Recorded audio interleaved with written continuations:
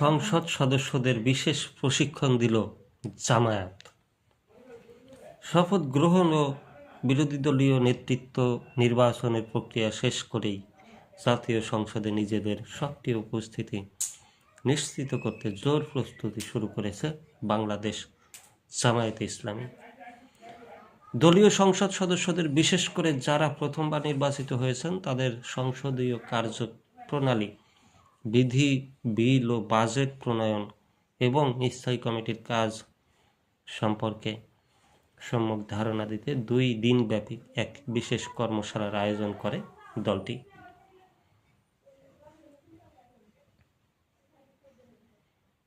Orientation programme শীর্ষক এই কর্মসূচিতে অভিজ্ঞ সাবেক আমলা, শিক্ষাবিদ এবং সাবেক সংসদ সদস্যদের মাধ্যমে সংসদীয় কলাকৌশল ও বিরোধী দলের দায়িত্বশীল ভূমিকা পালনের বিভিন্ন দিক তুলে ধরা হয়।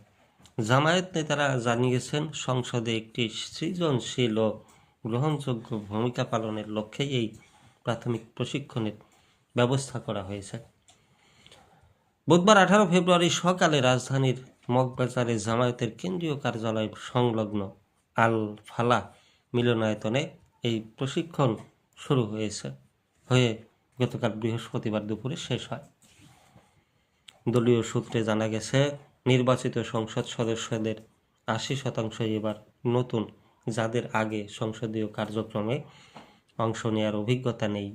এই বাস্তবতায় 5টি পৃথক সেশনে বিশেষজ্ঞদের মাধ্যমে সংসদীয় প্রোটোকল, ব্যক্তিগত ও সম্মিলিত ভূমিকা এবং বিল পাশের ক্ষেত্রে বিরোধী দলের কৌশল সম্পর্কে বিস্তারিত দিক নির্দেশনা দেওয়া হয়।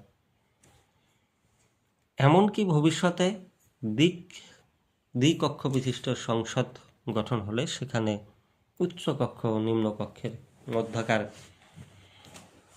সম্পর্ক কেমন হতে পারে সে বিষয়েও ধারণা দেওয়া হয়েছে অংশগ্রহণকারীদের। কর্মশালায় সেশনগুলো পরিচালনা করেন সংসদ সচিবালয়ের অভিজ্ঞ কর্মকর্তা, সাবেক আমলা, নির্বাচন কমিশনের সাবেক দায়িত্বশীল ব্যক্তি এবং বিভিন্ন বিশ্ববিদ্যালয়ের শিক্ষকরা। প্রতিটি সেশনে বিশেষজ্ঞরা তাত্ত্বিক আলোচনার পাশাপাশি প্রশ্নোত্তর পর্বে সংসদ সদস্যদের বিভিন্ন কৌতূহল ও আইনি জটিলতা নিরসন করেন।